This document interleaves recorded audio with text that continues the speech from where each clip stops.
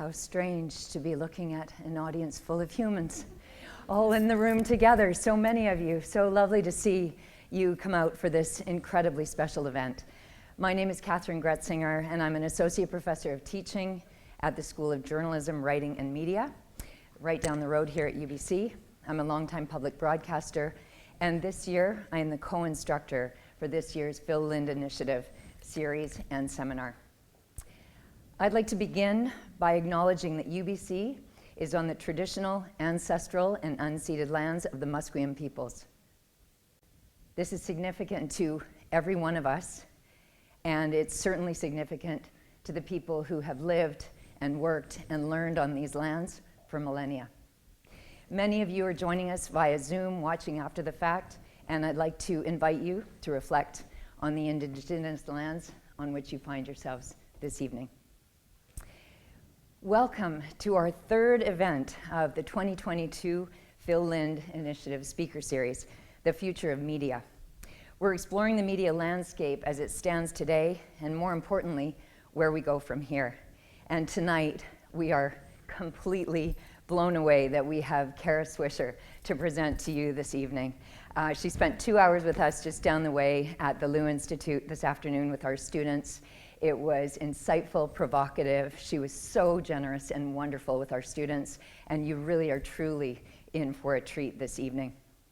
The Lind Initiative is taught at the School of Public Policy and Global Affairs. It engages students in a small classroom setting. It's co-taught this year by myself and the wonderful academic director of the program, Dr. Justin Alger.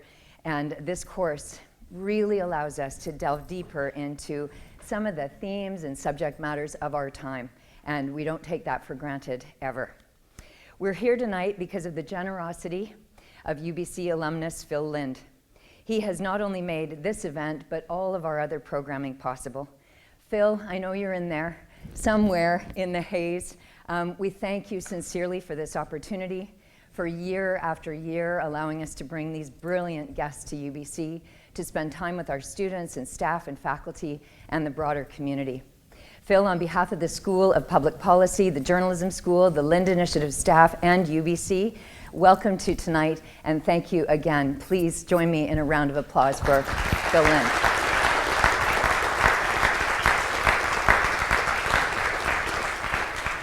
We really hope, and we actually know, that a lot of you have been looking forward to this discussion. We want to ensure that you can tweet along with us all evening long. Also, that your questions are welcome in this evening's event. So Slido.com is the place to go, Slido.com. Great little piece of software that you can tap into, hashtag Lind Slido. There you can tap in your questions and comments, and we'll try to get as many of those to Kara Swisher as we possibly can. It is now my real pleasure to welcome tonight's keynote speaker, Kara Swisher. Kara is the executive producer of the Recode conference, a contributing writer at the New York Times opinion section, the host of the Sway podcast. She appears weekly on NBC. She's on Twitter at Kara Swisher. She does 1,000 things every day, and you're going to hear about some of them tonight. Kara co-founded the Recode website. Before that, she co-founded allthingsd.com for the Wall Street Journal. She's also co-produced and co-hosted D, All Things Digital Conference. The gatherings with interviews that she has sat down with Bill Gates, Steve Jobs, and many other leading players, all of them kind of have become giants in the tech industry. And these are people that she is very comfortable asking questions of. She is someone who people look to for leadership, not only in journalism, as her business reporting comes to bear, but also with her opinions about how technology and journalism works in the world, and looking at how power moves through societies. She's written for the Washington Post, the Wall Street Journal. She's worked at City Paper in Washington, D.C.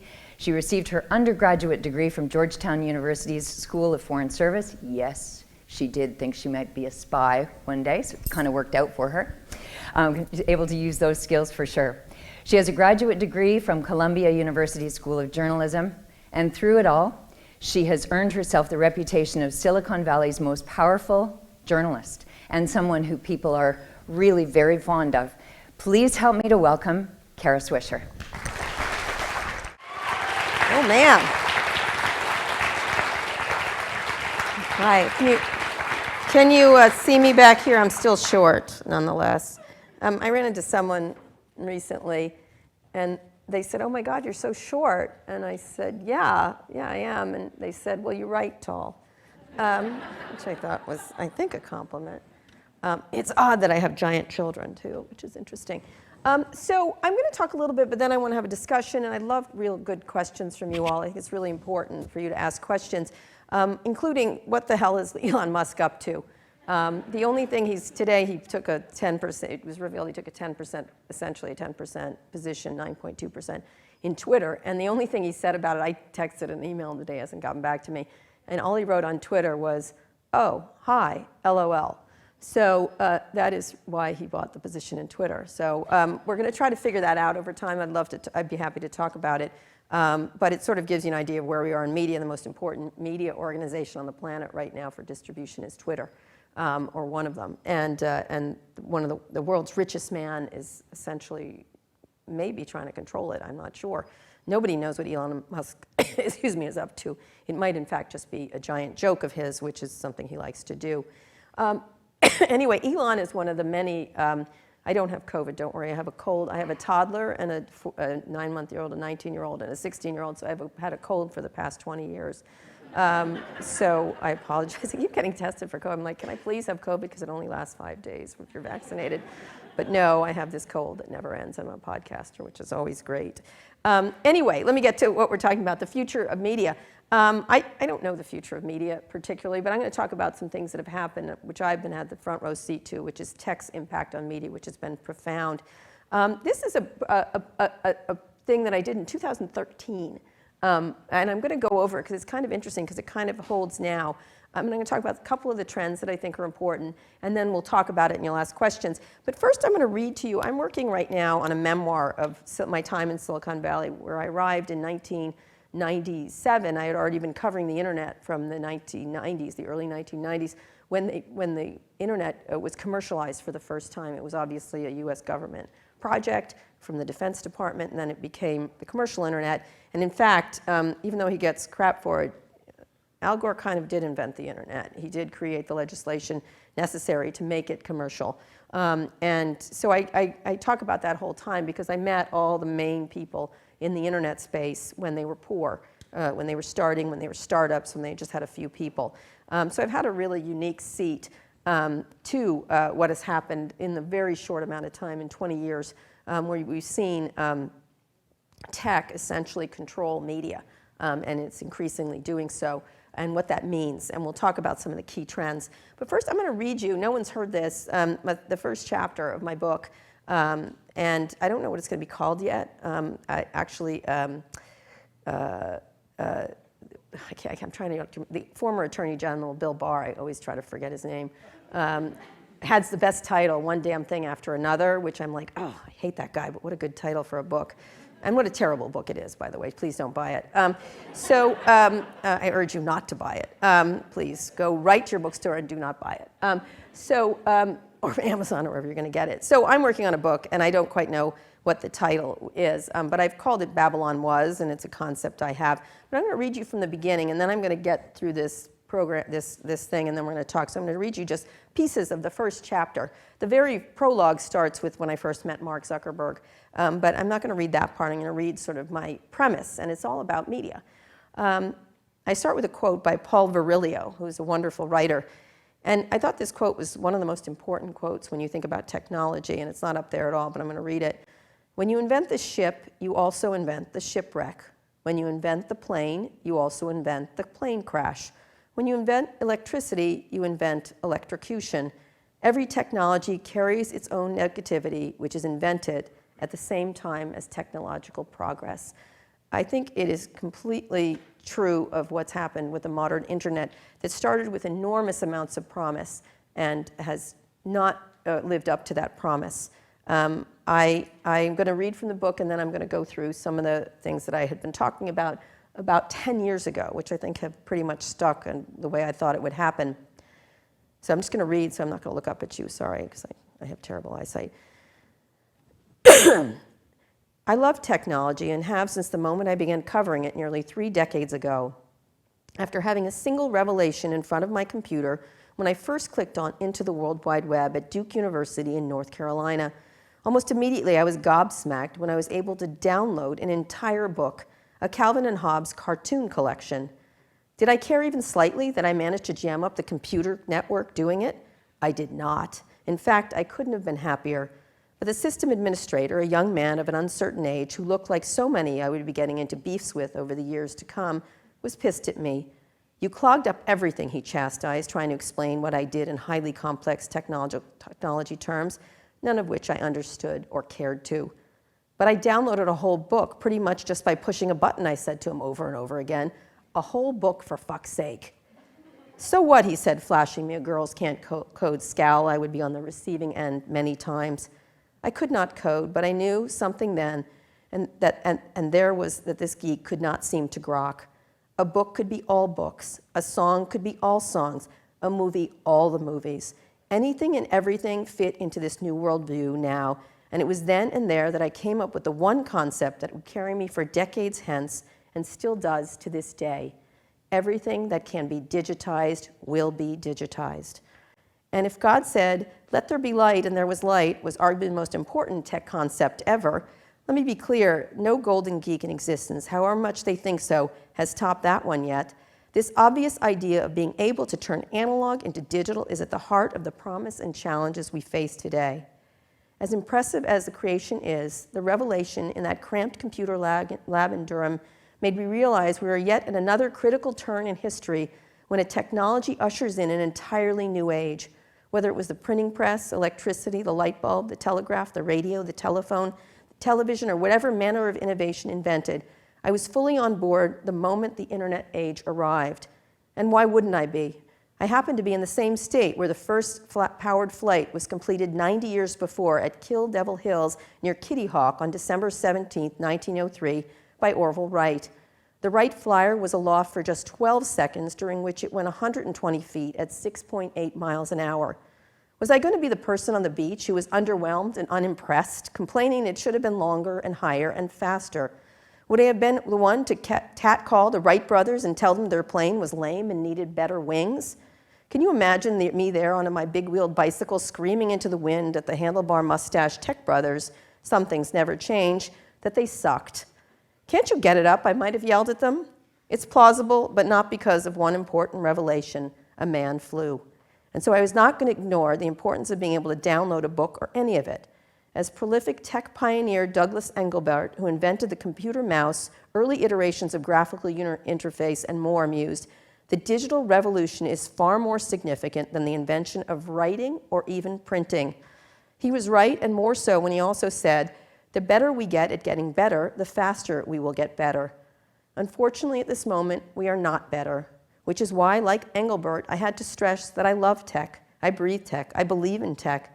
I needed to say that at the start because there are many who consider me a vehement tech critic and some who think I'm too negative about the fabulous innovations that Silicon Valley has wrought. Even a few consider me an enemy of the new digital world order and determined to take it down. There was even one technologist who called me a bummer when I suggested that perhaps one should not create products without some safety tools in place. What are you going to do when someone bullies someone, hits someone, or God forbid commits mass murder live on the internet? I had asked this particular techie, genuinely interested in knowing what the fail-safes would be for a new live video service he helped create. What will stop any from posting anything, even if it does, from going viral? I did not think I was being difficult to ask that pertinent question about a tech tool that was media, that would let anyone post any live video instantly on a medium that had global distribution in a second. As a student of history, I'm pretty sure there was not any tool invented that some human, really lots of them, would not turn into a weapon. The ability to foresee such consequences is the hallmark of maturity, even if you proceed anyway. So I thought it was table stakes and responsible risk assessment to try your best to anticipate disaster. Imagine what you were making could be an episode of Black Mirror, and then figure out how not to and fix it so everyone doesn't die, I said, referring to the famous dystopian TV series in which tech was the main ingredient into a horror show. Imagine the worst case scenario and then try not to make it. I thought popular cultural reference might work with this young man rather than the more irritating mom vibe I seemed to be sending out to him. But Mom, it would be. You're such a bummer, the techie said. Innovation needs to be free. I stared, I shrugged, I sighed. I love Orville Wright. I wanted to scream. But this time, having already seen a similar promise followed by so much damage, I leaned into the image he had already formed of me. Sooner or later, with that attitude, I told him, someone was going to lose an eye. Anyway, I go on to write a lot about each of the tech people, and I stick by that idea of what has happened, because all the differences between all these tech companies, and they're profound, what all of them have in common is that some critical premise that I've long applied to every single thing that I've covered over the last 3 decades as a tech reporter and really a media reporter, a concept that would hold in every company, every entrepreneur, every bit of wonder to come, and every disaster too, that everything that can be digitized will be digitized. And so it has been, except unlike the light God made in Genesis, it's still not clear if it's good. So let's talk about that. So this is a program I had. Let me grab this thing. I always do this wrong. This is called The End of the Beginning. And so what I was trying to talk about in this speech 10 years ago, which is kind of interesting to look at now, was that we're at the end of the beginning of the internet age. And I said everything was going to change very drastically. It was a very big premise at the time. Everyone was like, it's not going to change that much. Things are going to be fine. And I was like, no, it's the end of everything. Everything is changing. I think I was at the Washington Post at this time, or just it started at the Wall Street Journal. And I kept predicting that things were going to go badly for newspapers, and that was why I was leaving them.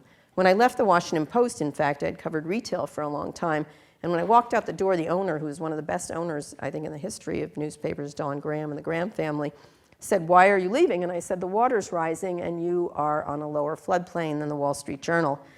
Eventually, they will be inundated too, but for this week, I will go there. And so I did. And so I left and walked out the door and did the same thing at the Wall Street Journal, where I tried to tell them and warn them that the internet was going to change their business model rather profoundly. At the Washington Post, which relied on classifieds, I'd seen the beginnings of Craigslist, and it was immediately clear to me that it would decimate classifieds, because classifieds at the time were slow, they cost money, the customer service representatives were terrible, and they didn't work. Always a good product when all those attributes are there. And so I was like, that's not going to work. Retail, people weren't advertising, retailers were dying in the Washington area. And I went through all their business models. And one of the things I did do at the beginning of my career is really understand the economics of things. And so here's my first thing that I thought, don't bury the lead, you're fucked, is what I told them. And you have to start paying attention to what these secular changes that were happening with the internet. As I said, if you can download a book, you can download anything, and information could move really quickly. And that meant it opened it up to lots and lots of competitors, and the inability for gatekeepers to control the narrative anymore. And that there was a lot of people out there, and I'd started to watch right-wing people start using the internet rather heavily, that are very angry I call them the pre-offended. And they really are. They're just aggrieved constantly. Oh, I'm such a victim. They aren't victims, they're predators, but that's another issue. Only people with a gun to the head of everybody else tells you how much of a victim they are. And I do mean guns. So in the United States. So there's a lot of guns in the United States. We're so sorry. So anyway, so I said, don't bury the lead. This is what's about to happen. And I think a lot of media companies at the very beginning, and this is what I was talking about and warning them, were just ignoring what were very clear trends of what was happening. I got into a big fight at the Journal. They used to have me write up earnings reports. And I was like, why do I have to do it? Algorithms can do it. They're just numbers. Just to have the computer do it. And they had people do it. This is a waste of my time. I'm going to be replaced. Why are we doing this? They would get annoyed by me because I refused to do them. Another time they were introducing a Saturday Wall Street Journal. When I went there, I was an annoying employee, just so you know. This is why I did a startup, because I was the world's worst employee. And I was in a room, and they were doing one of those focus groups on how to get young people to read the newspaper. At the time, I was a young person. And you know, they have those meetings, which are always, let's get young people to read the paper. And it's something only an old person would ask, or a really old person, not necessarily a really old person, a medium old person. So I was in these meetings, and they would turn to me because I was the digital person, and they said, Kara, how can you get young people to read the physical newspaper? And I said, I have a really good idea. Tape a joint between every page, and maybe they'll do it. They threw me out of the meeting. I was not invited in again, but I thought it was an excellent idea. I thought it was a good idea, but people were not doing that. And so I kept saying, don't bury the lead. They're not reading it that way. They're not, let's go where they are. If they want it printed on salami and they want to eat it, let's do that. Let's do whatever they want, and let's move in that direction. They refused to. The second trend I noticed, this is 10 to 15 years ago, I think, continuous partial attention. Look at this guy, right? He's like, seems normal now, right? So I was saying the world was going to be in a state of continuous partial attention with this media. This was pre-phones, but the idea of what was happening with digital, it had a lot of elements, including addiction, including it's always on, including all kinds of things. And you would be that consumers of media would be in a state of continuous partial attention, which means they weren't paying attention all the time the way they used to if they only had 3 networks, 1 newspaper, et cetera, like that. There were lots of choices. And because there's also games and everything else on here, it's a real problem. This is, again, pre-phone, but on the regular internet at that time, there was enough there, and then when mobile happened, it became enormous. And so you had to deal with a consumer that was in a state of continuous partial attention and create media that would appeal to them. That's why TikTok is so popular now, because it lends itself to continuous partial attention. The next trend I noticed back then was this. The truth is at the bottom of I can't believe I wrote this, I'm a genius. At the bottom of a bottomless well. And my worry was that the truth, when it's mixed with, this is a Tennessee Williams quote, that when the truth was mixed with all kinds of information, we would get to a situation that you could not find the truth because of all the noise and all the ability of people to, including especially malevolent players, to flood the zone with all kinds of misinformation.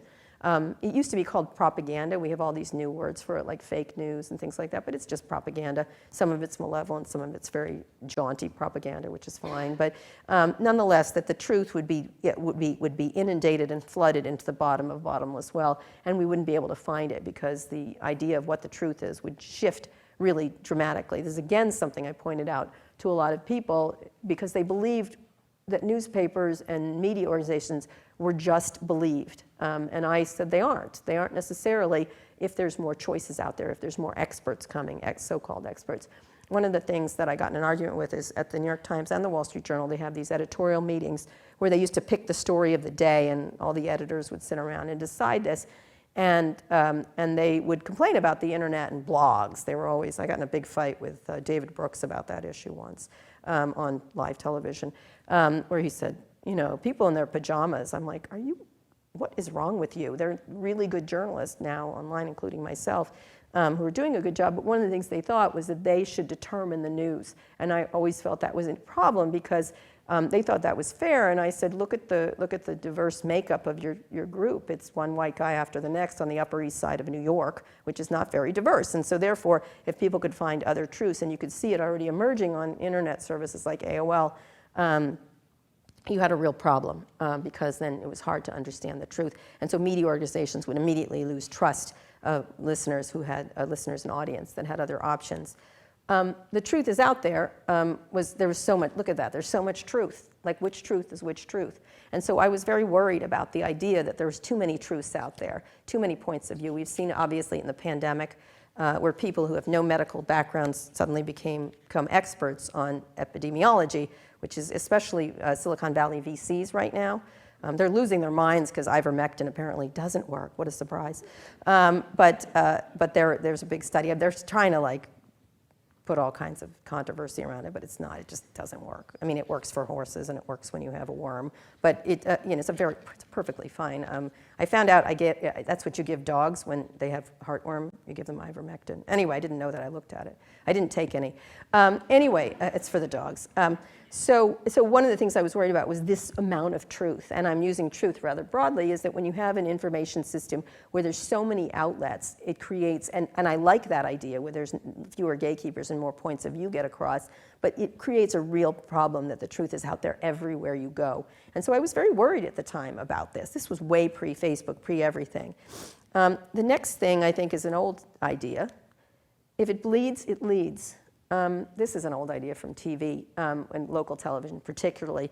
And so I was worried at the time, this again 15 years ago, that the internet, because of the way it is and the way it's designed, it would really fall prey, much more so than local television or news, regular news that we had it, that it would like this. It would like this. And the way it was architected, which was about virality, speed, and engagement, would lead to enragement.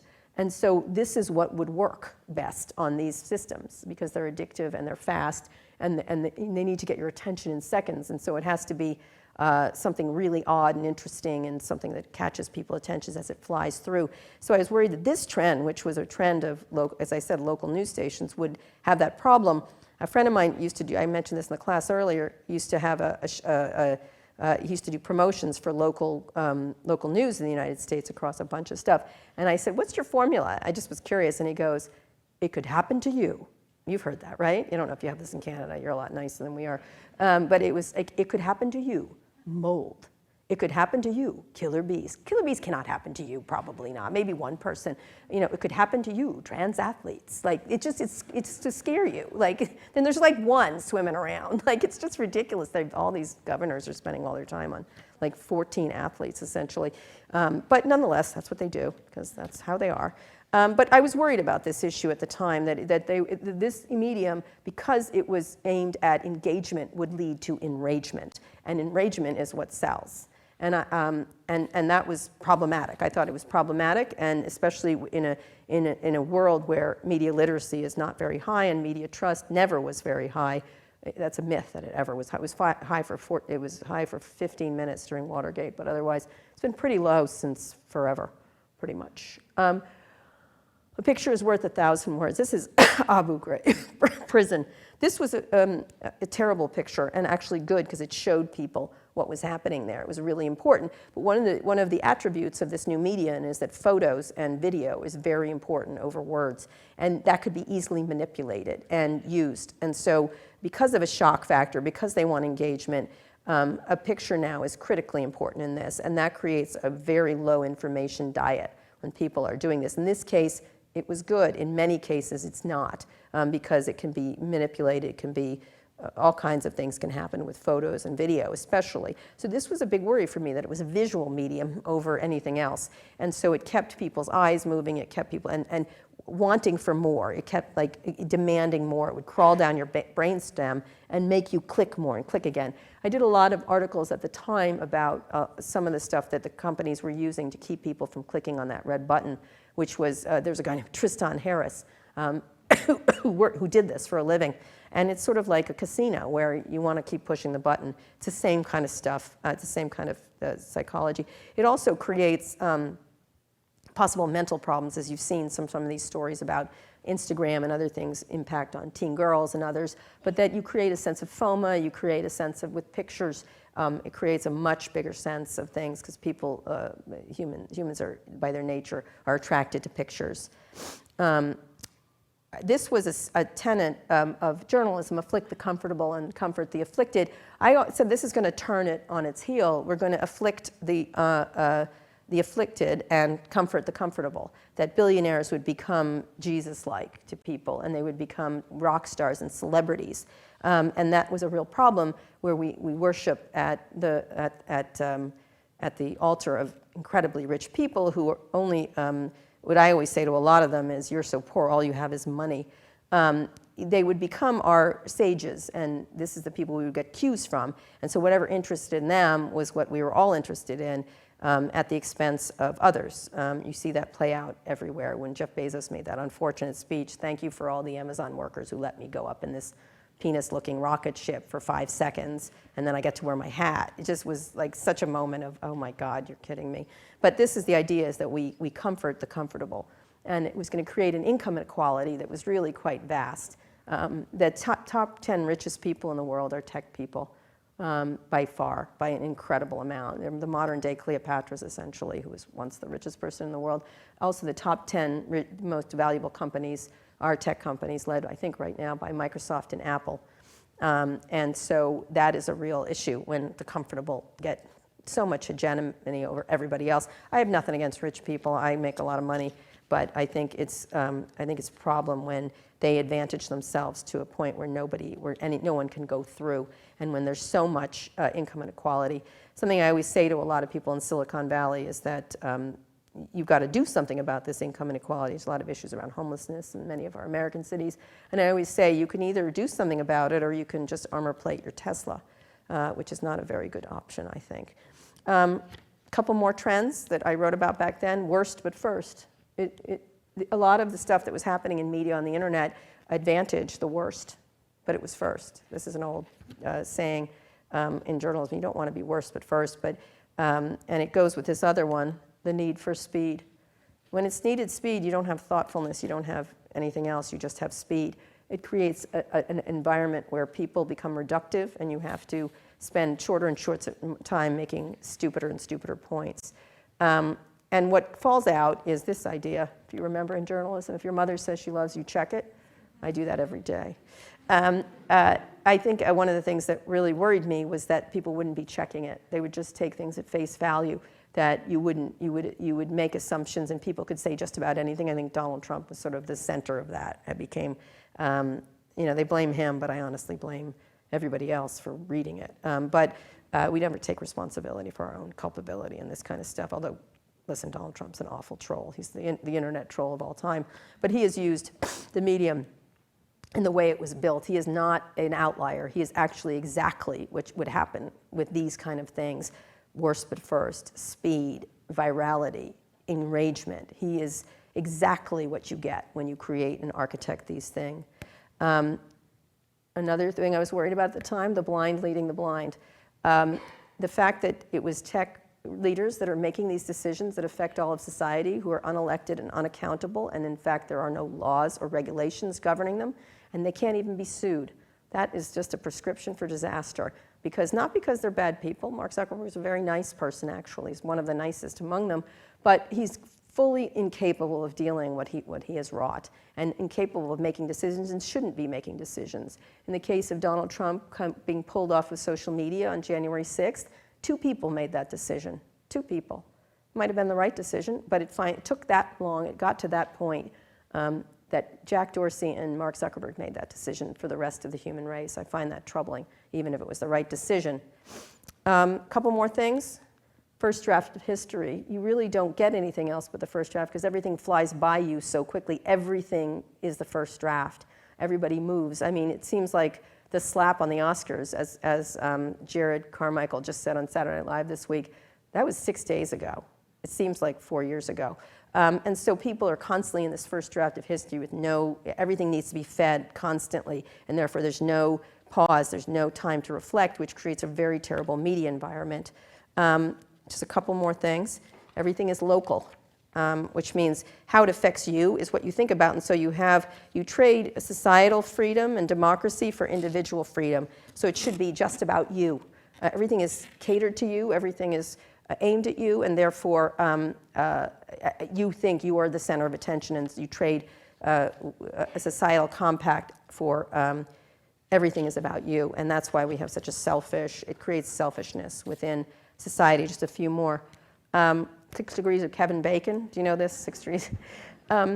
Everybody feels like they know each other and therefore can connect with people. This is a good thing, but it's also a bad thing. Sadly, Ted Cruz still has his Twitter account. But you can reach out to people, and therefore it creates enormous power. Trump used it beautifully. I hate to compliment him, but he's quite good at Twitter. Truth Social is not going very well, by the way. What a surprise.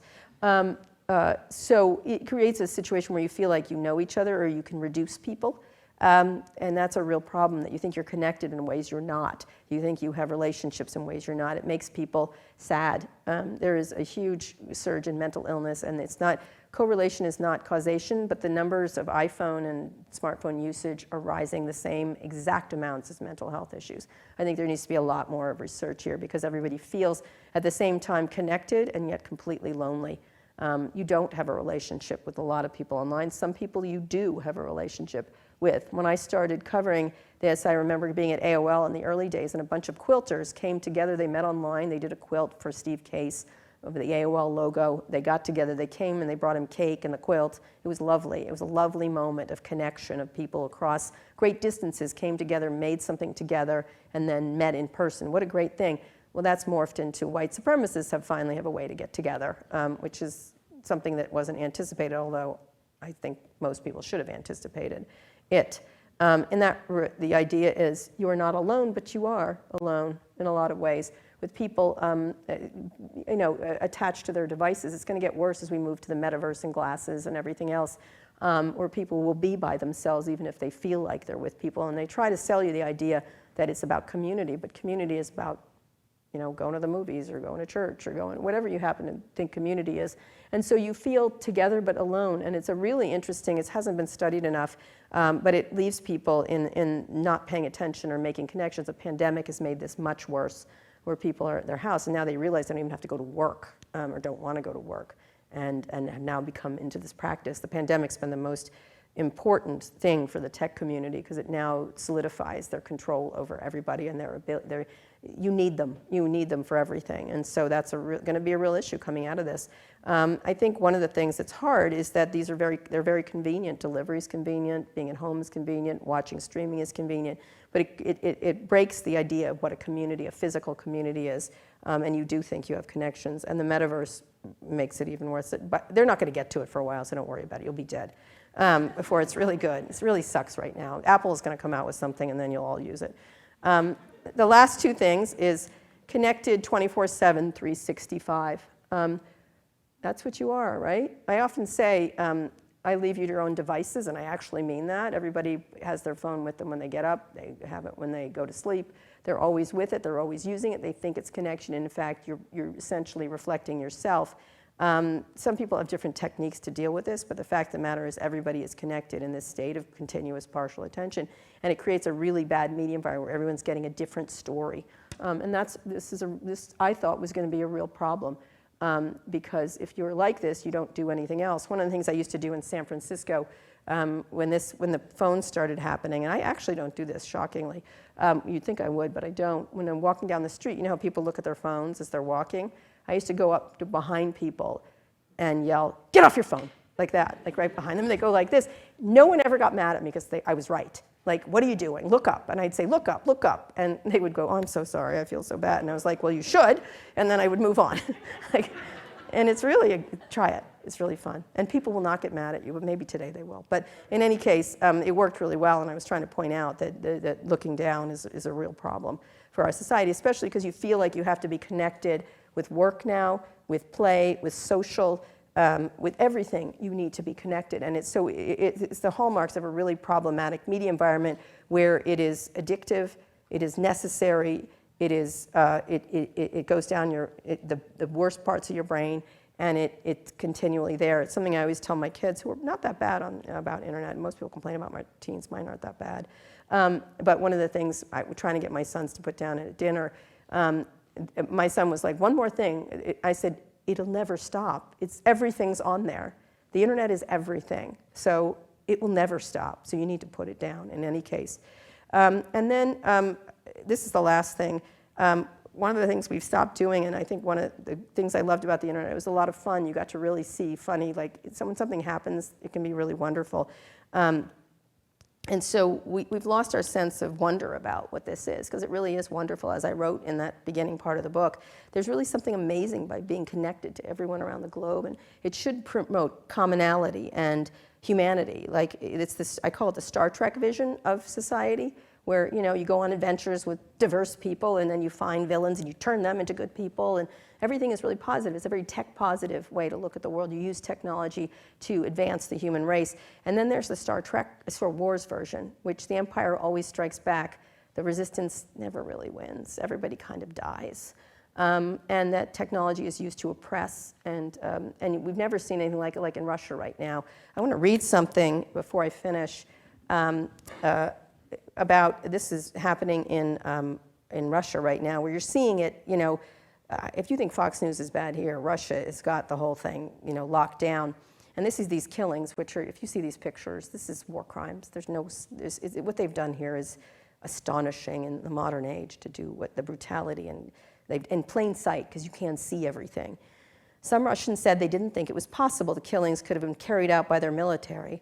I saw the video footage yesterday. It was so awful. I can't believe it. I refuse to believe it. Russians could not have possibly done it, said 52-year-old engineer in Moscow, an engineer who would give only his first name, Igor. He added, I understand there might be civilian victims in any war, but what I saw in the video from Bucha is beyond common sense.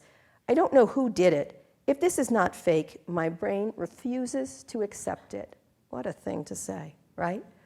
These are real pictures. They're not fake, but Russia's doing a very good job of pretending it's fake. It's a really disturbing phenomenon of being able to convince an entire population to believe what they see, not see what, to see what they believe rather than believe what they see.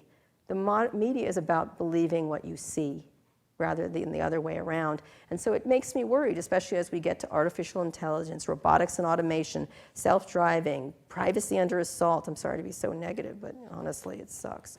And all kinds of things that are happening where we are both the users of this technology and we are, I hate to say it, Soylent Green is people. If anyone who wants to look that up, kids, it's not a drink that was invented by technologists to have a shorter day, to have to work more.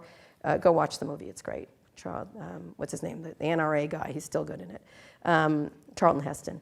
That this is made and created by you and it's made of you. You're giving away your information at a breakneck pace for convenience. You're trading convenience for everything else. You're not the richest people in the world, they are. They have taken and used all your information to become wealthy, to have control.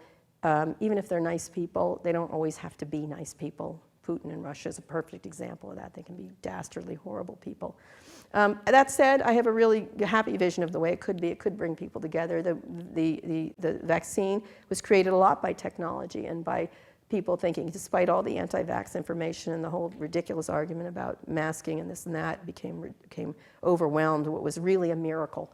The vaccine creation was a miracle and saved millions of lives. Millions more should have been saved if not for so much of the disinformation that was used by Trump and others.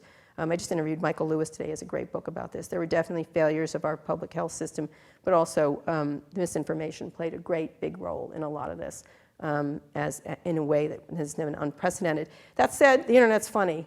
Oh, hi, LOL, makes me laugh to this day, even if the richest man in the world said it. And so this is a joke I found online, and it's the best joke ever. So why did the chicken cross the road? Well, obviously, to get to the other side, knock, knock, the chicken. Is that the best joke ever? It's brilliant. Think about it. Come on. It's meta, not metaverse. Anyway, thank you so much. I'd be happy to answer your questions and et cetera. Come on up.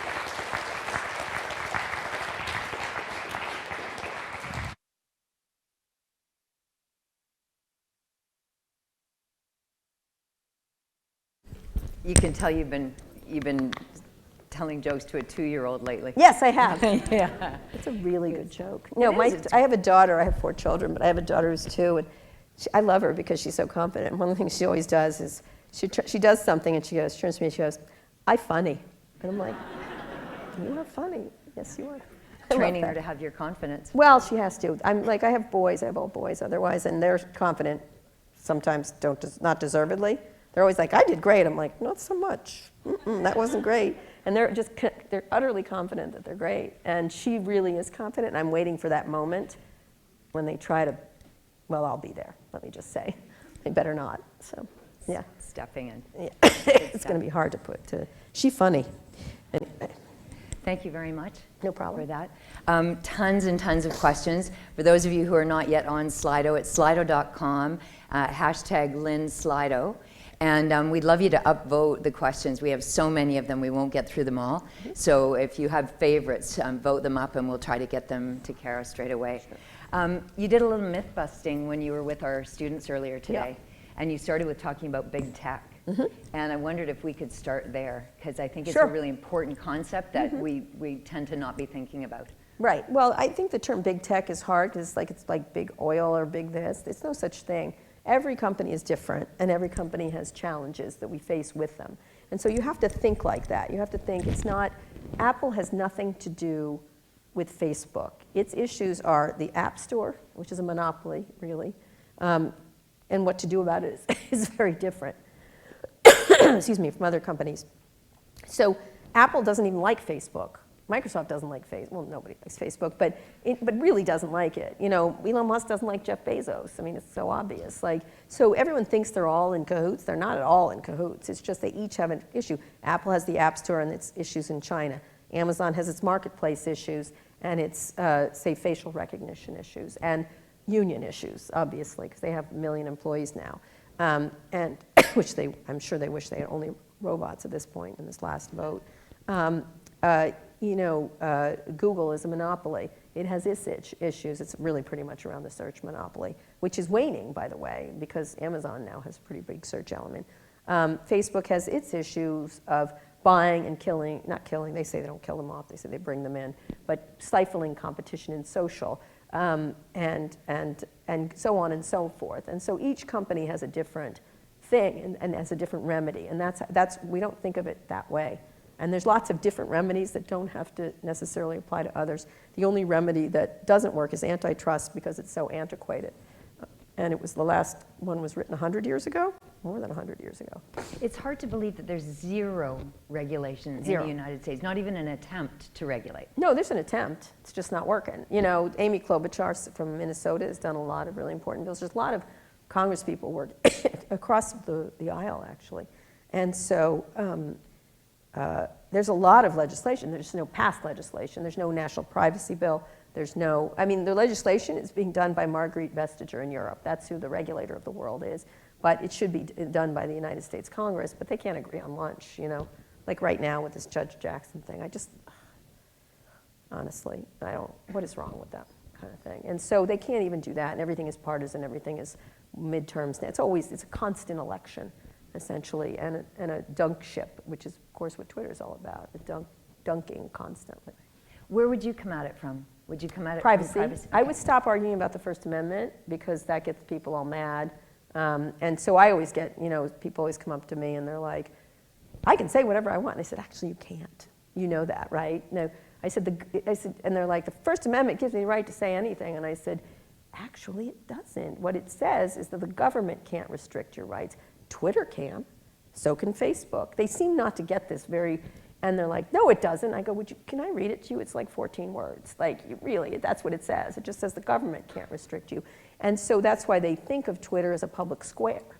But it's not. Or they think of Facebook as a public square. It's a private company owned by the richest people in the world. And so I would start with their business models, which is the use of data, the use of algorithms and the transparency around the data they are using and how they manipulate it.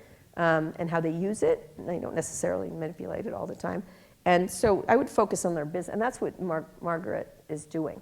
There's not a word about free speech in there. Because the minute you get free speech, you get Tom Cotton or Josh Hawley yammering on about being censored when they don't shut up. That's my favorite. I did say that to one of them. They were like, I'm censored. I'm like, and you don't shut up. That's a really interesting dichotomy. You've so many places. Trump was the same way. I'm being censored. And I think I wrote a column that said, in your basement, there's a worldwide network of information to every single person on the planet. I bet you can get your word out if you wanted to. You can't mire it in First Amendment or free speech issues because most people don't understand that it's only to do with the government. Given how deep, though, the access is now, how would you put the genie back in the bottle? Well, it's badly built. It's a bad building, I think. It's hard. It's built for what it does. I mean, a lot of people...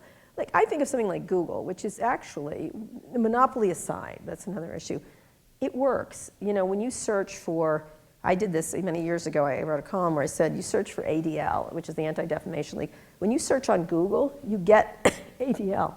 You get news stories about the ADL. You get all kinds of you get the right information, right? When you search on YouTube, you got anti-Semitic stuff immediately. And I was like, I called the head of YouTube.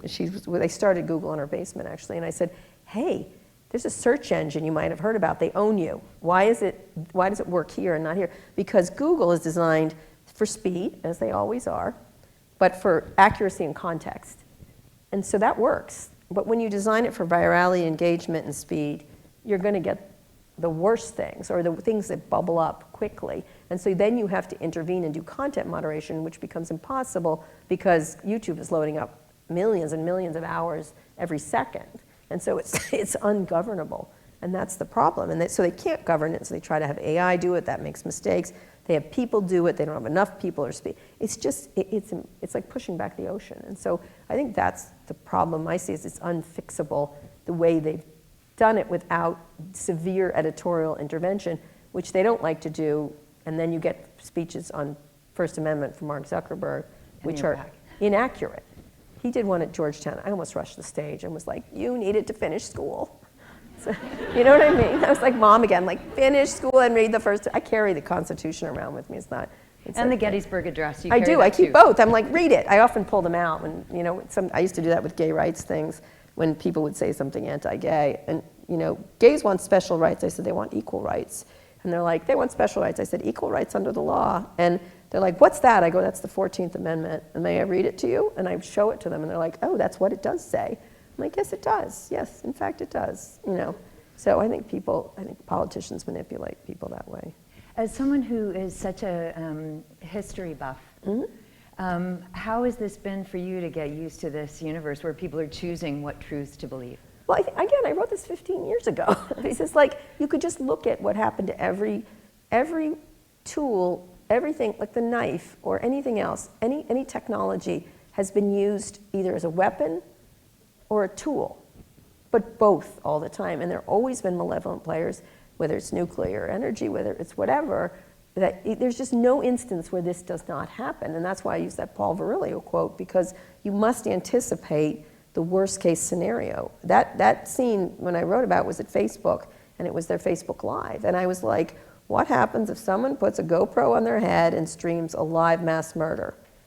And they were literally like, Kara, you're a bummer. And I'm like, no, they're gonna do that. Of course someone's gonna do that. And I read this passage, I think, in the class that I wrote in the Times where, I could read it to you, but I gotta find it. But one of the things I'm gonna read this because I thought it was really, I'm not like that smart, that's the thing. Like it just was normal like reading of history. And so I'm not gonna tell you when I wrote it, I read it to the class today. It so happens that in recent weeks, including at a fancy pants Washington dinner party this past weekend, I've been testing my companions with a hypothetical scenario. My premise was to ask what Twitter management would do if Mr. Trump loses the 2020 election and tweets inaccurately the next day and for the next month that there had been widespread fraud, and moreover, that people should then rise up in armed insurrection to keep him in office. Most people I pose this question to have the same response. Throw Mr. Trump off Twitter for inciting violence. A few have said he should only be temporarily suspended to quell any unrest. Very few said he should be allowed to continue to use the service without repercussions if he was no longer the president. One high-level government official asked me what I would do. My answer, I would never let it get this bad to begin with. I wrote this in the beginning of 2019, okay? Like, it wasn't that hard to watch him and make patterns of what he was gonna do. And you know, speaking of Elon, he and I had an argument about the Muslim ban. And he went to see Trump, and I said, you can't go to see him without saying something public about, he's an immigrant, you know? You've got to say something publicly. You have the world's attention. And he said to me, it was really interesting, he said, I can convince him. And I was like, no, you can't, Jesus. Like, no. He's a dyed-in-the-wool racist. Like, he said it 800 times on the campaign trail. That's one thing he does. He kept his promise. Well, he didn't build a wall, but whatever. They didn't pay for it. That was a lie, but, you know, whatever. He did that a lot. But this one, he's got a history of everything bad, and that he doesn't like people of color, it seems, and except the ones that are nice to him. And so I said, he's going to do it. Of course he's going to do it. And he's like, no, he's not. And I remember saying to him, I was like, when he does it, you're going to call me and say I'm a fucking idiot. And, you know, he did it on a Friday. I'm like, fucking idiot. Like, you know, so it was just a pattern thing. I'm not that smart, I'm telling you. I can't believe I actually wrote that in 2019 and guessed it. Where have you been wrong? I thought eBay was stupid when they told it to me. But actually, it's not doing well now, so I was right in the end. I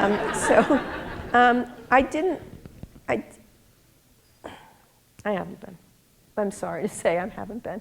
Not that much, not on little things, on little companies. Here's what I've been wrong. I turned down a job at every single major internet company. I would have been a billionaire, and I would have been an excellent billionaire. Well, you're already rich. You figured it out. Not that rich. No, that's good. I would have done some stuff. I would have had a lair. I would have like made trouble. I would have done like from the liberal point of view. I would have like right now with Florida, if I had been a multi-billionaire, I would just wreak havoc on Ron DeSantis just because, you know. If they thought George Soros was bad, I would be like, and it's me again, the lesbian with the billions of dollars. I wish I had taken one or two of those jobs. That was stupid of me. Where does this confidence come from? I don't know. I'm great. Yeah, you do. No, I'm great. I'm great. I don't know why we have to say we're terrible. I'm very honest when I'm bad at things. I'm very bad at basketball. My son is excellent, as he tells me, you suck, Mom. He's also 6'4". I'm like, you know what? I'm not 6'4", so and you get to dunk, and I don't. And you're welcome for 6'4", by the way, because lesbians plan these things. So it's not like we have to deal with. Some lady was telling me once, they're like, lesbians, you know, why are your children so tall and handsome? I'm like, well, I didn't have to marry your ugly husband, that's why. You know, I was teasing. There's a very good story in the book about Jeff Bezos. There was a story in the New York Post suggesting that Jeff Bezos was the father of my children. Thank you, Rupert Murdoch. He's not. My children are very good looking. So, no, I'm teasing. They are. But he just asked me about how I got pregnant once, and someone overheard it, and it was published in the New York Post. They were mad at the Wall Street Journal at the time before they bought it, and so I became the word lesbian, turkey baster, and Jeff Bezos is a natural for page 6. And so they did. And then they called me. They're like, who's the father? And I said, Rupert Murdoch's gay son. I don't know if he has a gay son. I don't think he does, but I just made it up. So, whatever. That's how my mother found out I was pregnant, by the way. She loves the New York Post. She's like, how could you do this? I'm like, what? I just got mugged by Rupert Murdoch and you're blaming me? Thank you for that, Mom. She watches Fox News now. That's always a pleasure.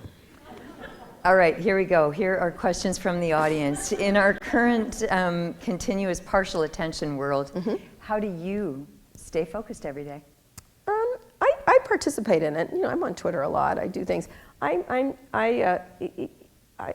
very efficient with my time. You know what I mean? I tend to sort of figure out what I want to. One thing is interesting. I did an interview today with the head of the Happiness Lab at Yale. She teaches the most popular course in Yale's history on psychology of happiness, which is interesting because so many people are very unhappy. So they're searching for ways to do this. And one of the things she said was that time affluence is low. And I thought that was a really interesting thing. I try not to, I don't go on TikTok. I know it's addictive. I love it. I love air fryers. And so I will watch endless air fryer things forever. And I'm like, oh, that's cool, that's cool. So I try to stay away from it. Like, I'm not an addictive personality, so I try, but I am addicted to when I air fryer content. And so I try to avoid it unless I have a time when it pleases me to watch it. I'm very efficient. I'm very efficient. Are you still into crappy TV? Yes. In fact, I was on the way here. It was a pleasure to be on the plane. It's so good to have plane movies back, you know? I would not recommend some of them. What did I watch? Something that I didn't like. I don't remember. Anyway, it was a movie I thought would be good, but wasn't. Right.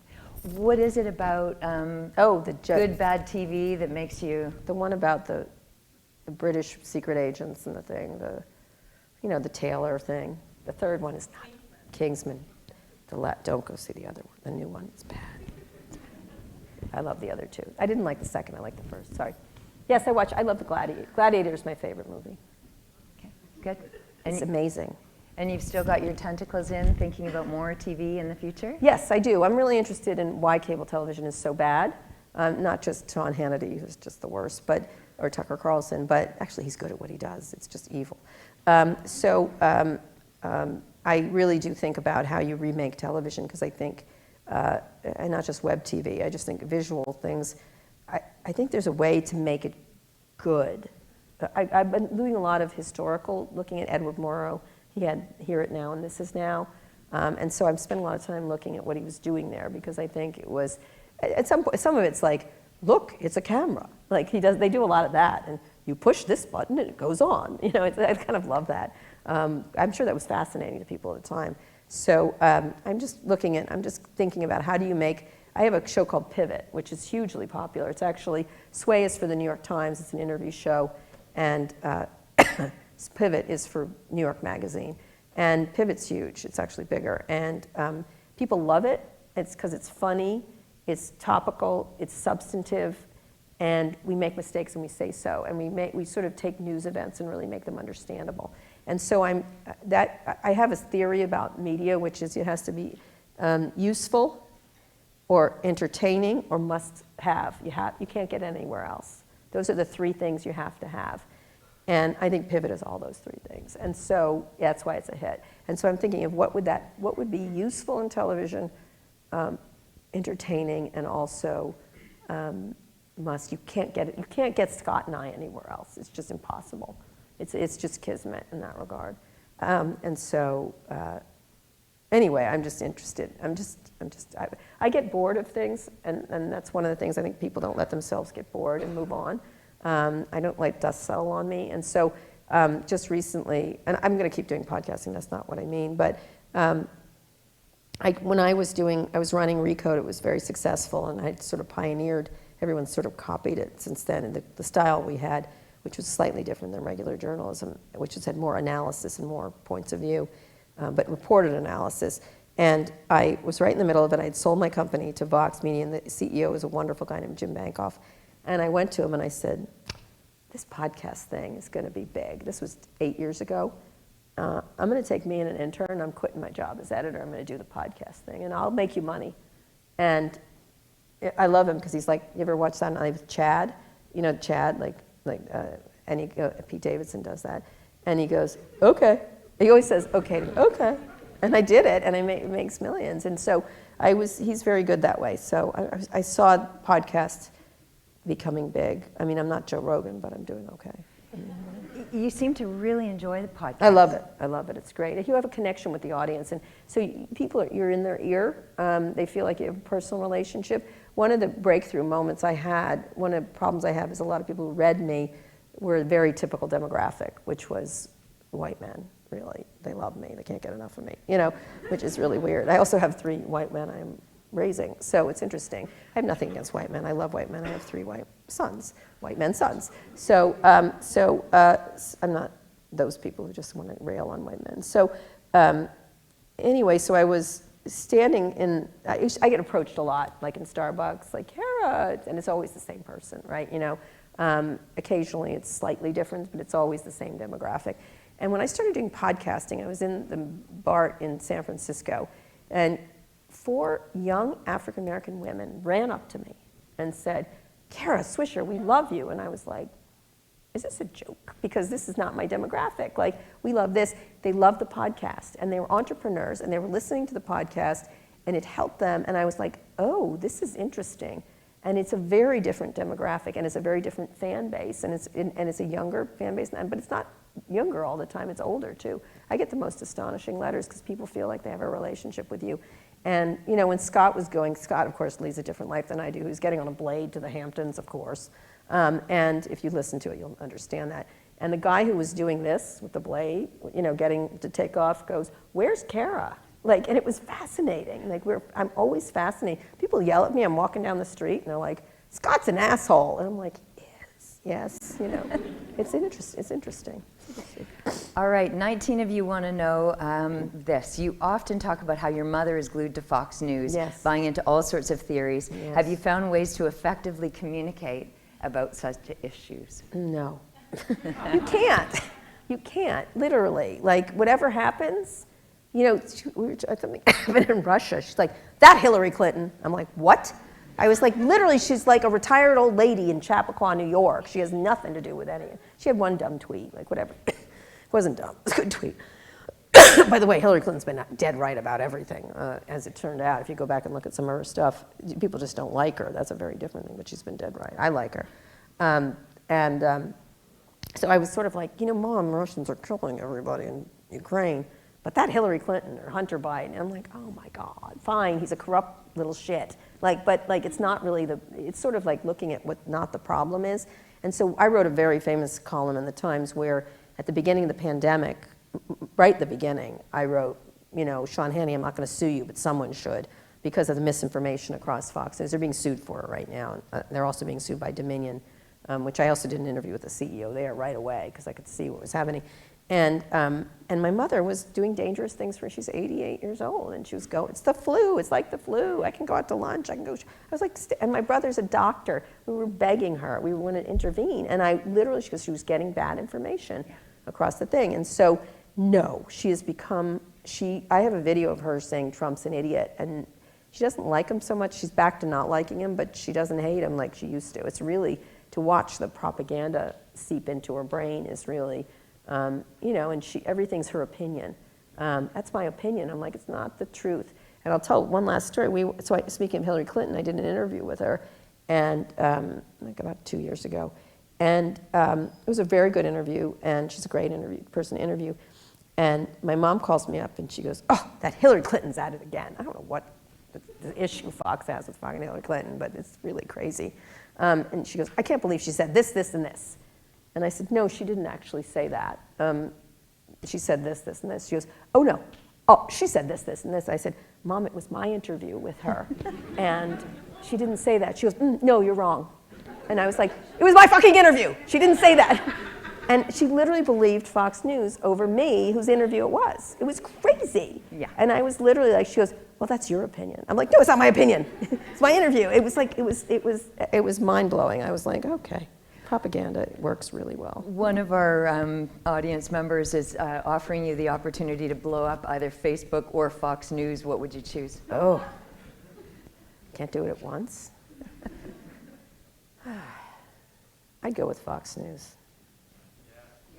But you can't blow it up. The damage is done. So I wouldn't blow it up, by the way. I don't encourage violence. You should also not slap anybody. Are Republicans leveraging new media better than Democrats? Much better, much better. I think from the beginning, I did an interview at the time. I was really watching it carefully at the very beginning in 2003. I did an interview with Ralph Reed, who I abhor for so many reasons. He's really been just a malevolent force in American society. But I brought him to I brought him because I'm like, okay. And because I was watching him use direct mail, I was watching email, I was watching them use the internet, you know, the early internet on AOL to recruit people, and I was fascinated by it. And one of the things he said, and I think he was correct, was that they were shut out of other media, and so they used other means, and so they got very good at it, and they understood they could reach people, and they weren't above manipulation, of course. And so that's not new to mail marketing or stuff like that. But it was they certainly were shut out of mainstream media pre-Fox News, and so they really got good at it, and I think they use it better. And of course, you know, any medium like this is going to be easier for the destroyers to use than the builders. Sure. And the way Facebook has been built, it lends itself to abuse unless they're monitoring it really carefully. You've started multiple companies in your career. Mm-hmm. How does your entrepreneurial style differ from those of the tech entrepreneurs that you cover? I think I have more ethics. There's things I will not do. I wouldn't take money from venture capitalists, for example. I just didn't want to listen to them, honestly. It was more that. I was like, I'm not going to have some guy in khakis telling me anything. I just didn't want to. Not that there's anything wrong with guys in khakis. There really is something wrong with these guys. Different. I'm interested in a smaller business. I'm not a grow at all costs person. I just what pleases me. I don't worry about being big. I worry about creating better content. I spend a lot more time thinking of the ethical implications. We did a very massive disclosures on our site because I thought it was really important to disclose. We had some of the most robust disclosures of anyone very early, ethical disclosures about everything, because I trusted the audience a lot more. I think what I am is more entrepreneurial than most reporters. Now everybody's Substack. That's my favorite. Like, it's new, and I'm like, no, we did it. We did that. We just built it ourselves, which is great. I think that's really, some of them are great. Some of them are just they have to be the most hackish they can in order to attract attention. And so it's not. People always insult advertising, but Mike Masnick just pointed out that, you know, some of these Substacks are just there to go, bah, like say something, you know, that makes people subscribe. It's the same thing. So do you think the transition to Substack is going to be Is there Well, Substack's just a technology. They're going to be gone, and something else will be in their place. I mean, they're perfectly nice people, but it doesn't really matter, does it? Like, it doesn't. I mean, it'll be commodity, I think, at some point. I think some people are good at it. Like Casey Newton writes the Platformer. He's amazing. He also lives in my cottage in San Francisco. But some people are good at it, and like Ben Thompson does a great job. He's not on any platform. He just does it himself, I think. Yes, certain good voices will do well. Not everybody could do it. No. It's a very small group of people. It's not going to suddenly, everyone's going to have a Substack. It's just like streaming. Not everyone's going to be able to, there's going to be a bundling of something. Things tend towards a bundle in the end. You just touched on your ethics statements, which are right up front in most of the different outlets that you've been writing for. Very much so. You have a deep belief still in journalism and the power of it. Yeah, sure. How do you see journalism playing a role in protecting what's left of democracy in the Western world? There's a lot of democracy still. I think we like to be like, but it's definitely under siege. There's no question. Democracy's always been under siege. I was talking to my son the other day, and he was, of course, bereft about something that the Republicans did. And they're like, this is the worst time in history. I'm like, no, the Civil War was bad. So was the Salem witch trials, McCarthy. And then he's like, Mom, you're a bummer. I'm like, yeah, but let me have a historical perspective. We're doing a lot better, and we're not even Holocaust. Rwanda, history's littered with really terrible, right? And right now we're seeing it in real time in Ukraine and Somalia and Syria and stuff like that. And so I think, it's interesting because I think about cable, what CNN is doing in Ukraine is amazing journalism. Clarissa Ward is wonderful. It's really bringing this to you in a substantive way. They're capable of it, right? And so and I think people are not watching it just because bombs are going off. It's a compelling human tragedy. And I think people are learning a lot about it. Of course, they're going to move on because that's the way life happens to be in general. And so I just think it can be done well. And I love the Washington Post. I started there in the mailroom, and I think it's great. The democracy dies in darkness. I was, okay. It's a good saying. I get it, but it's dies in darkness. Dies in the light of day. Democracy dies right in plain sight. And one of the things that drives me crazy about some people is they're they're sneaking around. Trump did everything in plain sight. Now we're learning more about the stuff he did, the more details. He's just bad at criming. That's what it's turned out. He's a sloppy crimer. But he just crimes everywhere, doesn't he? He's so ridiculous. I can't believe we elected him, actually. I insisted he was going to win many years ago when all the reporters were making fun of him, because I was the only person who watched all The Apprentices. And I did. I watched them all. I loved the show. It was a great show. It was a ridiculous fakery, but it was still good. And I remember thinking, oh no, most people think he's really rich, actually. He's sort of not a poor person's, a middle-class person's version of a rich person, and it's all fake. And so, and he's funny, and he's self-deprecating in many ways. And Hillary is not what, I love Hillary Clinton, but she's hard. A lot of people, when she said the vast right-wing conspiracy, they worked on her propaganda for years, and so she became Lady Macbeth. And she's done some things I don't like, too. So I think that was hard. So I do think journalism can shine a light on things done correctly. But I think we should stop being quite so dramatic about it. Like we're the only thing standing between you and the thing. That's ridiculous. I mean, everybody is standing between you and the abyss. You better touch on Elon and Twitter. Okay. What do you all think? Are you mad? Everyone's nervous because he's not your type cup of tea, right? So here's my issue, and this is what I'm writing this week. Everyone sort of talked about, Twitter, and you go when the right wing went after Twitter, and is like, they can't shadow ban whatever nonsense they're propagating. It's not true. They can't kick us off. They can't get us. I made the argument. You know what? They're a private company. If you vomit in the soup at a restaurant, you get thrown out, and that's what you're doing. You're vomiting in the soup at a restaurant. So get the fuck out of here. You know what I mean? And they can do it anytime they want. And if you don't like him, he can buy the stock. It is not a public square. It is a private company. You may not like him, but he can buy it. This is called capitalism. And find someone who's rich that you like, but you can't dislike one thing and like another. You know, you can't call it. And so that's my whole thing, is that I don't know what influence he'll have. I don't know why I have to talk to him. He may be it may be, everything's a prank with him, you know, he really is. Sometimes he's a malevolent prankster, really unpleasant and awful. Sometimes it's funny. Sometimes it's just plain fucking weird. But you were telling a story today about him doing. Oh yeah, I brought someone to see him who was very, if I said the name, it's a very well-known media personality. He wanted to meet him, and he agreed. And we go to Tesla headquarters, and he brought in a stuffed monkey, and he called Harambe. There was some Harambe thing going around with him. I don't remember. He's had so many controversies I forgot. And so he talked to the person through the stuffed monkey the whole time. So he kept going, well, what do you say? And I was just like, oh, for fuck's sake. Are you like 2? And he is. He's like that. He's funny, but he's also can be awful and irresponsible. I think his tweeting is kind of ridiculous, but, you know, I don't know. I'm not his mama. That's what I say. Are there any of these guys that you want to just sit them down and be their mom and say, No. you entitled person? No. No. I have very nice children. No, I like some of them. I like Brian Chesky of Airbnb. I like Tim Cook. I don't agree with him on a lot of things, but I like him. I like Satya Nadella. There's plenty of people I think are trying their best. But you know, they're business people. Like we try to they're not our saviors. You need to find better heroes, right, in the world, not these people. Yeah. And one of the things I don't like is that, and the media does it too. The celebrification of them is kind of ridiculous.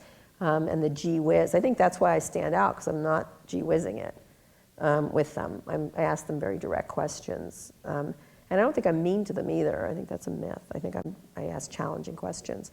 And so I think because I'm not a fanboy, and I went in not as a fanboy, I think I respect them more. And I think the idea of making them our answer is our own mistake, right? It's like relying on them to figure out poverty. Are you kidding me? All they want to, you don't have bankers doing this. Bankers don't. One of the stories I did when I first got to the Wall Street Journal was a really good one. I went back and found it, which is all their ridiculous sayings. We're going to change the world. I'm the chief, cheerleading officer. All this bullshit, And they're here to make money. They're capitalists. They're business people, and they were doing this sort of mass delusion that we're here to change the world. You know what I mean? That was they always said. And so they'd say that, and I go, oh, here, I thought you were doing a dating service. They're like, no, I'm changing the world by connecting people in love. I'm like, a dating fucking service, right? And you're charging for it. And so I always treated them, bankers would never do that. Bankers, they'd be like, I'm here to make money, and lots of it, fast as I can, so I can buy that house in the Hamptons and bigger than the other guy. And so I appreciate that. Like, I get that kind of thing. These guys are under mass delusion that they're here to save the world. They're not here to save the world. One of the people in our audience is saying, why has Microsoft escaped so much of the scrutiny? Well, they went through it. They changed. They did. Actually, they did. They changed. They have lots of issues, but I think what happened was they were the first to come under scrutiny for ridiculous abuse of power, and they were the single one. And so I think they learned and matured from their thing. They're getting scrutiny right now for the Activision deal, which I think is a really smart deal for them. That will pass, I suspect, because our government. Do you know how many?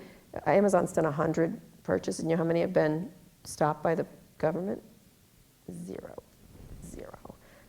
It's really small.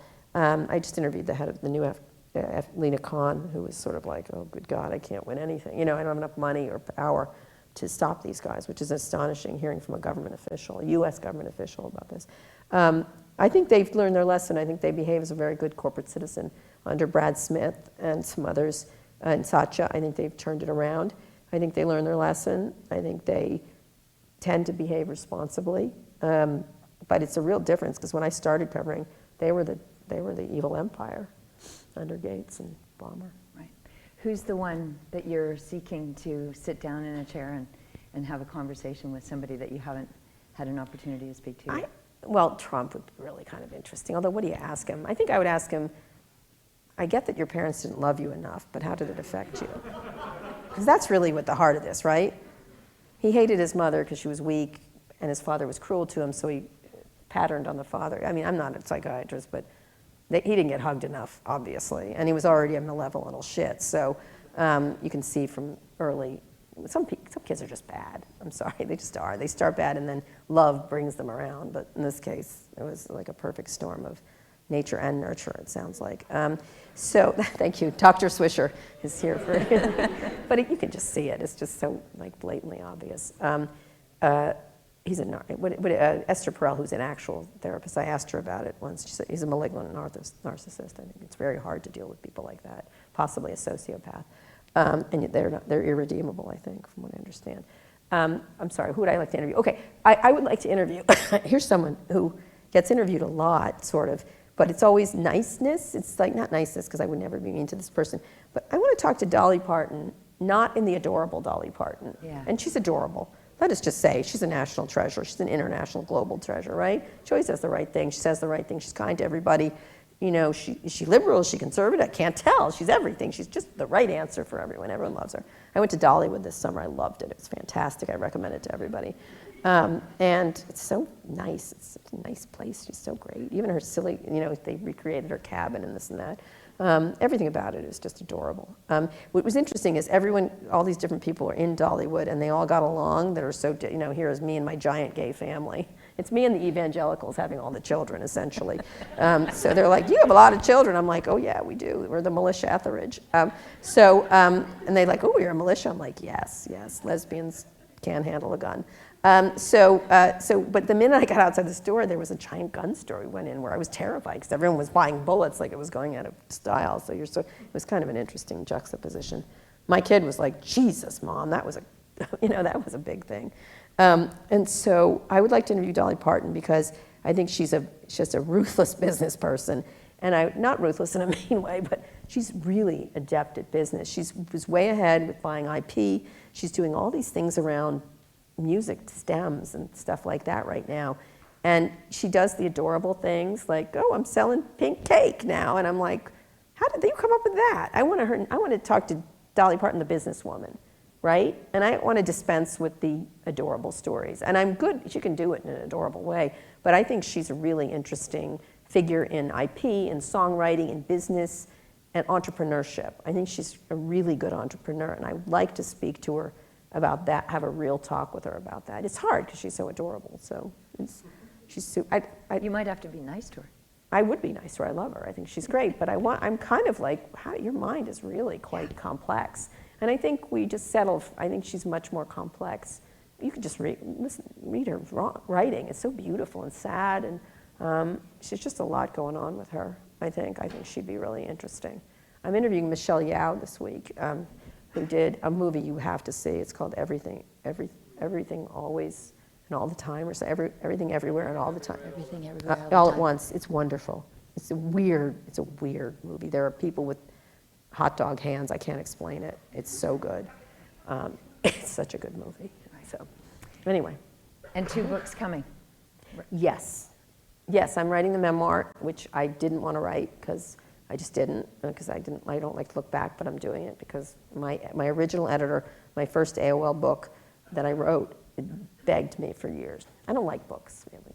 I don't like writing books, but I'm going to. And then whatever I want, I can write the second one. So I have 2 ideas. Tell me what you think. You don't steal them. If you do, I'll know. It's because I'm saying here publicly, so you really can't steal them. One is called I'll Never Die. And it's about all these attempts to, tech people have gotten involved in increasing lifespan. They want to live forever. And so I was going to go around the world. The whole thing is Peter Thiel and the Blood Boy, which is not really true, but it's funny. And so I was going to go around the world. And they're funding psychedelic stuff, which is super interesting. Everyone laughs, but it's really important. There's all this stuff going on around lifespan. And so I thought I would go around and have everything done to me, whether it's meditation or some of these things. You know what I mean? Like, I'm old and I have a 4-month-old, so I have to live pretty long. And I had a stroke, and my dad died when he was 35, so I was going to write a thing about death and life and talk about the future of lifespan and extension of life, what it means. And I'm sort of inspired by Steve Jobs' speech that he gave at Stanford about dying, which you have to listen to. And so the idea of ever-present reminder of death when you're living is critically important. And so I might, it's called I'll Never Die, so I may do that and then make a documentary about it too, because I think it'd be kind of interesting to study that. Or I'm going to write a book. I did a piece in New York Magazine about my theories of running things, and managing and everything. And people really liked it, because it was sort of like, it was, saucy. And so I was thinking of writing a book called No is a Complete Sentence, right? My theories on things like that for women. I said a book for women and anyone else who needs it, kind of thing. And then the second in the series would be called Yes, I'll Take That. Because I think women don't ask enough for things. It's sort of from a salary negotiation I had with someone. I know how much I make and how much revenue I make. And so it's really hard to say, take less, And I always ask for the big slice, essentially. If I made it, I want a piece of it, right? And so there was a boss who was like, just take a little less, and then we can go out for drinks. You remember? They try to do that with women because you want to get along, and I'm not a woman who wants to get along particularly well. And I'm very pleasant, but no, thank you. And so I said to him, I go, and it was such a trick, and it works with a lot of people, because as a manager, it does work with women a lot, more than men. And so he said, you just take a little less, and we get along, and we'll go out for drinks after. I said, give me the fucking money, and I'll buy you a beer. No. And he was like, well, and I'm like, give me the money. I'll take that, give it to me. And he gave it to me. I was like, I'm not leaving till you give it to me, so just give it to me. And so I was going to do Yes, I'll Like That. And then the last one in the series is called Maybe I'll Get Back to You. Don't you think that would be, I'd become what would I be like? Brene Brown, but mean, right? I love Brene Brown. She's great. She is great. She said I was vulnerable. Oh. Yeah. You missed that one, Brene. She's terrific. She's really smart. We just did Scott and I just did a show with her, because she loves our show. Weirdly, the weirdest people like our show. It's because I hit him. He says something stupid and offensive, then I hit him, and he has a massive insight, and then he says something offensive, and I hit him again. That's the entire show, essentially. Insight and it's working. But it's because here's the last thing I'll say. One of the things that has to happen with media and everyone else is people are so tired, and this is born by the internet, of the reductive dunkery and everything else that in media right now, in media in general, that is sort of here today, gone tomorrow kind of thing. And I think the reason I think about why things are successful is because to have civil disagreement and still have respect and get along is critically important, And I think that's what that I think about that. People are dying for that. They're dying for real connection and an ability to disagree without having to hate each other. And I do have that Star Trek version of the world. I think it's true. And technology can help facilitate it, or it can go the other direction. So I think about that a lot. And that's what every product I make is going to be like that. It's going to be of that ilk, because I think people are desperately needing connection in this world. And these technologies can do one or the other. And unfortunately, the bad parts. There are good parts. So, thank you so much. Thank you. Great to very have much. you. Thank Yeah. you.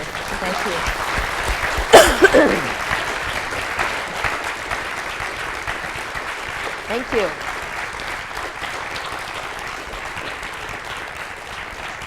Thank you so much for joining us this evening. The Phil Lind Initiative will continue. We have one last event with Ed Young on the 19th of April. Reporter. Incredible. You were incredible tonight. Thank you so very much. Ed Young is better. Thank you all for joining us. You can follow this. This is recorded, and you'll be able to access it on the Lind Initiative website. Thank you for joining us. Thank you, Phil, and thanks to all of our volunteers this evening. And get home safely, everyone. Thank you.